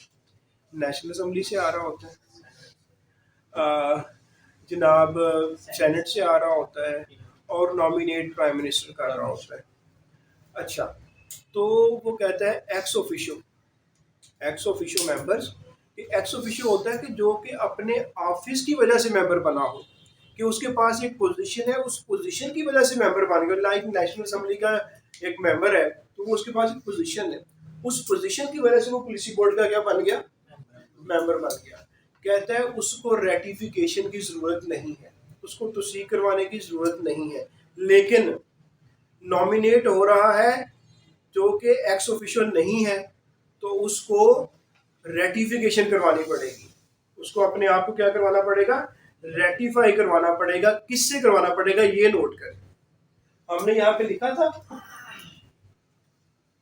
National standing committee on finance and revenue. तो जो other than ex officio member हैं पॉलिसी बोर्ड के, उनको अपनी रेटिफिकेशन करवाना पड़ेगी। रेटिफिकेशन किससे करवाना पड़ेगी? चेयरमैन एफबीआर से करवाना पड़ेगी, पॉलिसी बोर्ड के चेयरमैन से करवाना पड़ेगी, या नेशनल असेंबली की standing committee on finance and revenue इससे करवाना पड़ेगी। None of the above. तो आप क्या जवाब दोगे? इससे करवानी पड़ेगी। नेशनल असेंबली की standing committee on finance and revenue, उससे अपने आप को रेटिफाई करवाना पड़ेगा। लेकिन जो एक्स ऑफिशियो हैं जो कि अपनी पोजीशन की वजह से वो मेंबर बन गए हैं, उनको नहीं करवानी पड़ेगी।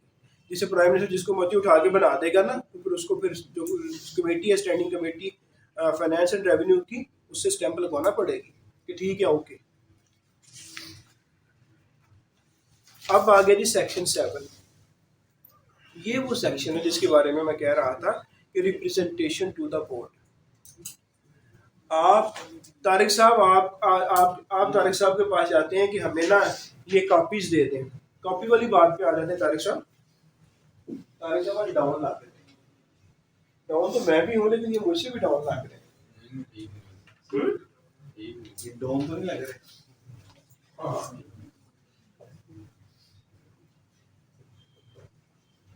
आज वाली काफी महंगी है सर, सस्ती है 100 रुपए की। आज वाली काफी महंगी है कि सस्ती है? कॉपी महंगी है सर वो जो कॉपी करी है तारिक साहब से 100 रुपए की। हाँ वो आ जाएगी। आप तारिक साहब नहीं था, हम तारिक साहब में ज़्यादा टाइम नहीं करेंगे। तारिक साहब आपने सामने भी आना है, स्टूडेंट कहते हैं हम देखना चाहते हैं।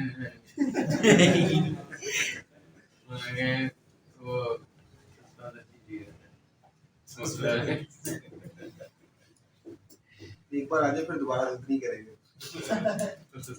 अच्छा वही कह रहे हैं कि आप रिप्रेजेंटेशन बोर्ड को दे दें। ये रिप्रेजेंटेशन क्या है? मिसाल के तौर पर आप कॉपी लेने जाते हैं तारिक साहब से, तारिक साहब आपसे मिसबिहेव करते हैं, या आप मेरे पास आते हैं, आई वाज इंस्पेक्टर एफबीआर, मैं मिसबिहेव करता हूँ। मिसबिहेव की अकॉर्डिंग टू लॉ में आपको डील नहीं करता हूँ। आप रिप्रेजेंटेशन दे सकते हैं बोर्ड को, ठीक है। ये जनाब mister Zahid didn't behave in a good manner according to the vision of the FPR. He must be instructed to deal with the taxpayer in a respectable way. He must respect us because we are the person who are providing the revenue to the nation. By and large, taxpayer takes this plea. We are the people who are running the country. We are providing the funds to the country, to run the country, to make defense of our country. यही कह रहे होते हम हैं। कह रहे हैं यार हम खुद टैक्स दे रहे हैं। हम भी तो वो you are just servant. You are a servant. You should behave like a servant. अक्सर ये जो है ना, जो तगड़े वकील हैं सुप्रीम कोर्ट वाले, वो मैंने देखा है कि वो डीआईजी के ऑफिस में भी आ रहे हो ना, तो वो तगड़े होके आते हैं। अंदर मीटिंग चल रही है ना, what the hell is the meeting, tell him mister so and so wants to meet you right now. तो वो अंदर जाके देखते हैं, अंदर मीटिंग नहीं हो रही होती, काफ़ी शाफी चल रही है, ये वो साहब लेटे हुए हैं, तो फिर वो उधर ही जब पड़ जाते हैं। ये क्या हो रहा है जी? ये वकील साहब जो अच्छे वकील हैं वो कर जाते हैं। आप भी वकील ही हैं ना? हाँ जी। तो अभी हम नहीं कर सकते, अभी काफ़ी टाइम है। ये ना करना बैठना भाई अभी। तो ये है। लाइसेंस के अंदर क्या हो? हाँ लाइसेंस के अंदर हाँ, बाद में पता चले कि उन्होंने किसी और केस में अंदर कर दिया है। लेकिन उनमें बहुत कुछ होता है जो ये कर रहे होते हैं, जो वाकई पाँव के साथ डोर ओपन करते हैं कि you are servant, you are public servant, your door must be open for every person, must not be shut. Door बंद नहीं होना चाहिए। उनको पता होता है कॉन्स्टिट्यूशन में कहाँ लिखा हुआ है कि हमारी एक्सेस होनी चाहिए, और अगर हमारा डोर बंद है तो मेरी एक्सेस नहीं हो रही, डोर को खोलो, ठीक है। नजर आना चाहिए कि तुम बैठी हो तो आके अप्रोच कर सकें लोग।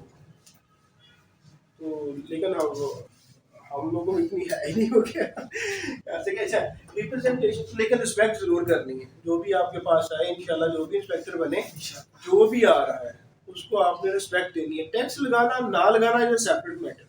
जो आ रहा है उसे कहीं बैठ, उसकी बात सुने और बात सुनने के बाद काम वो करें जो आपको लाफुल्ला करें। लेकिन जब वो आए तो उसको ये ना कह रहे तुम चोर हो। चोर है नहीं है वो बाद में डिसाइड होना है। वो ला ने आपने कागजों के थ्रू से बताना है, ना कि आप उसके मुंह पे कहना शुरू कर दें। आए आए बैठा है बैठ बात सुने ठीक है जी हो गया, मैं आपको बाद में थ्रू नोटिस बता दूंगा। जो कुछ भी हुआ मैं इसको एग्जामिन करता हूँ सर, आपको बता दूंगा, थैंक यू वेरी मच। सही है। और मिसबिहेव नहीं शुरू कर देना। तो रिप्रेजेंटेशन टू द बोर्ड मुख्तलिफ मैटर में जहाँ पे बंदे को चाहे कि मुझे FPR से ये बात हाईलाइट करनी चाहिए वो कर सकता है। FPR कोई कानून बनाता है, समझ नहीं आ रही, अब समझने के लिए चेयरमैन FPR को लिखेंगे और he is bound under this section and definitely he will reply you. ये हो नहीं सकता कि आपने रिप्रेजेंटेशन चेयरमैन FPR को दी हो और वो जवाब ना दे। और भी अच्छा तरीका जानना चाहती हो कि मैं जवाब लेना ही लेना है FPR चेयरमैन से, इसको करें, नीचे CC करें, national standing committee on finance and revenue. Chairman national committee on finance and revenue, एक CC उसको भेजें, CC prime minister of Pakistan, CC president of Pakistan. अगले दिन ही आपको जवाब आएगा कि इसका मतलब ये है। और फिर साथ में वो भी CC करेंगे प्राइम मिनिस्टर को भी, chairman national committee on finance and revenue को भी, और प्रेसिडेंट को वो भी बताएंगे कि फलाम जाहिद साहब ने ये क्यूरी रेज की थी, हमने जवाब दे दिया। ठीक है, तो ये आप जवाब ले सकते हैं।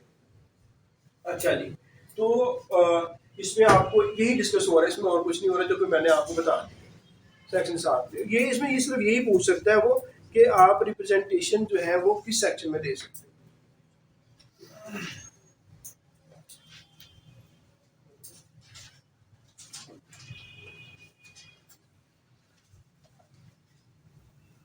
आगे है सेक्शन 8,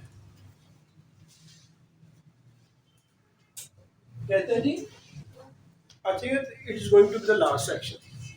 इसके बाद जो है ना नीचे कर रहे हो वो इधर क्यों रखा जा रहा है, जगह नहीं है। रिगार्डिंग रिगार्डिंग कहाँ पे हो रही है ये बड़े रिगार्डिंग है ना, नहीं सर, इसको खोलो एक दफा, रिकॉर्डिंग कर लो यार, हम वैसे ही दे रहे हैं आपको, आप लेने वाले बनो सही। इसकी बैकएंड में चल रही है। अच्छा, रिकॉर्डिंग मैंने रख के करनी है। जो भी स्टूडेंट्स हैं ग्रेजुअली सारा कुछ जो है विद इन फ्यू डेज हम इंशाल्लाह दे देंगे। ठीक है, आप सलाह के साथ जो कंसेप्ट आपको सही नहीं लगता आप रिकॉर्डिंग खोलें पढ़ें फिर दोबारा से वो देखें। ठीक है, और उसको यूटिलाइज करें आप। लेकिन ये मैं रिक्वेस्ट करूंगा कि आपको कोई कहते हैं जी मुझे दें, आप उसे कहेंगे कि आप सर से रब्ता कर लें, अगर वो डिजर्विंग हुआ तो हम उसे फ्री देंगे। लेट मी ओब्लाइज हिम और हर, आपका हमारा कॉन्ट्रैक्ट क्या, हम आपको हेल्प करेंगे। आप समझ लेंगे वो बड़ा डिजर्विंग है, उसे करनी चाहिए, वो फी नहीं दे सकता, उसे मेरे पास आने देना। ठीक है, लेट मी डिसाइड कि हाँ जी उसे फ्री देनी है या नहीं देनी है, क्या क्या वो झूठा है या क्या है, वो आगे से मिसयूज करेगा या नहीं करेगा, थोड़ा सा हमें देखने दें। ठीक है, हाँ जी, वो कोई आपका दोस्त मांगे तो कोई भी मांग रहा हो आपने नहीं देना, क्योंकि उसे कहेंगे आप उनकी प्रॉब्लम, बेसिकली मेरा वर्क है ना, ये मेरी मेहनत है ना। वो देखना चाह रहे हो, हाँ तो देखना चाह रहे हो तो मेरे साथ रब्ता करें, मैं उनको दे दूंगा। ठीक है, मुझे अगर कोई रब्ता कर रहा है कि और कहता है जी कि मैं नहीं दे सकता जी, मैं कहता हूँ ठीक है, आप अपनी जुबान से कहो जी कि मुझ में पावर नहीं है खरीदने की, या मेरे पास सख्ती नहीं है, मैं पे नहीं कर सकता, मैं डिजर्विंग स्टूडेंट हूँ। ठीक है, ले ले भाई, वो ले ले, तो उसको मेरे तक आने दें प्लीज, आप लोग डिसएमिनेट ना करें। और करेंगे भी तो कर लें, कोई मसला नहीं है, लेकिन इसका हिसाब फिर कहीं और होगा। ठीक है जी, अगर आपने करना है तो कर लें, नो प्रॉब्लम, लेकिन ये है कि फिर आपको कहीं ना कहीं देने पड़ेंगे, हिसाब देना पड़ेगा। हाँ जी, हिसाब देना पड़ेगा। तो delegation of function and power by the board, यार ये सिंपली यही कह रहा है कि जो पावर और फंक्शन सेक्शन 4 में जो बोर्ड को दिए गए हैं, क्या बोर्ड आगे दे सकता है किसी को। हम बेसिकली ये कहते हैं कि जो एक बात मैंने पहले पढ़ाई थी कि जिसको डेलीगेट होके पावर मिलती है ना वो आगे सब डेलीगेट नहीं कर सकते, लेकिन यहाँ पे बोर्ड को डेलीगेट नहीं हुआ, बोर्ड को एक्चुअली पावर मिली गई है थ्रू स्टैट्यूट, एफबीआर एक्ट के थ्रू मिली हुई है ना, तो ये अपनी पावर को आगे डेलीगेट कर सकता है। किसको कर सकता है? किसी और गवर्नमेंट एजेंसी को कर सकता है, किसी और गवर्नमेंट के अदारे को कर सकता है, चेयरमैन को कर सकता है, या किसी और बंदे को कर सकता है। सेक्शन 8 में यही है और कुछ नहीं। सेक्शन 9, सेक्शन 9 में कहते हैं वैलिडिटी ऑफ प्रोसीडिंग्स। जो भी प्रोसीडिंग्स हो रही हैं क्या वो वैलिड हैं या इनवैलिड हैं, इसके बारे में जिक्र कर रहे हैं। देखें, कानून जब बनता है तो कुछ ना कुछ डिस्क्रिपेंसीज रह जाती हैं, कोई खामियां, कुछ थोड़ी सी कमियां रह जाती हैं। तो अगर कुछ कमियां हैं, कुछ खामियां हैं, तो उन खामियों को, उन ग्लिचेस को की बिना पर आप ये नहीं कह सकते कि ये गलत है। कहता है कि वो वैलिडेट है, वो ठीक है। ये सेक्शन जो 9 है ये वैलिडेशन कर रहा है कि अगर डिस्क्रिपेंसी है भी, अगर खामी है भी, तो जो प्रोसीडिंग्स इसके अंडर हो रही हैं एफबीआर एक्ट के, वो सारी की सारी वैलिड है। लेकिन इसे हाई कोर्ट नहीं मानती, वो कहती है कि इसको ठीक करो, ये गलत है, लेकिन इन्होंने अपने आप को वैलिड करने की कोशिश की। मिसाल कैसे देता हूँ कि मिसाल इस तरह देता हूँ कि इन्होंने I&I बनाई, directorate general investigation intelligence and investigation, I&I बनाया, एफबीआर में एक डायरेक्टरेट है। तो जब उसका कानून बनाया जा रहा था तो वो कानून में उसकी प्रोविजन बनाई जा रही थी, वो ठीक नहीं बनी। I&I ने अपना काम स्टार्ट कर दिया उन डिस्क्रिपेंसी वाली प्रोविजन के तहत। ठीक है, तो लोग अदालत में जाना शुरू हो गए। तो फिर उन्होंने फौरन अमेंडमेंट करवाई कि जनाब आगे हम करेक्शन कर रहे हैं, लेकिन पिछली जो कुछ भी हो गया है वो ठीक है, अगर वो डिस्क्रिपेंसी के साथ भी हो गया है तो वो वैलिड है। तो यहाँ पे वो वैलिडिटी उस तरह की जा रही है कि अगर हमने बनाया है, अगर इसमें कोई कमी रह भी गई है तो एप्लीकेबिलिटी और वैलिडिटी के बारे में बात नहीं होगी, वो ठीक है। लेकिन अदालतें जो है इसको आउट कर देती है, नॉक आउट कर देती हैं कि नहीं, सही बना के लाओ, इतना बड़ा काम कर रहे हो। फिर सेक्शन 10 है कि डायरेक्शन फ्रॉम गवर्नमेंट, कि जब भी कोई डायरेक्शन की ज़रूरत होगी, गाइडेंस देने की ज़रूरत होगी, तो बोर्ड किससे लेगा? हाँ जी, हाँ जी। चलें जी,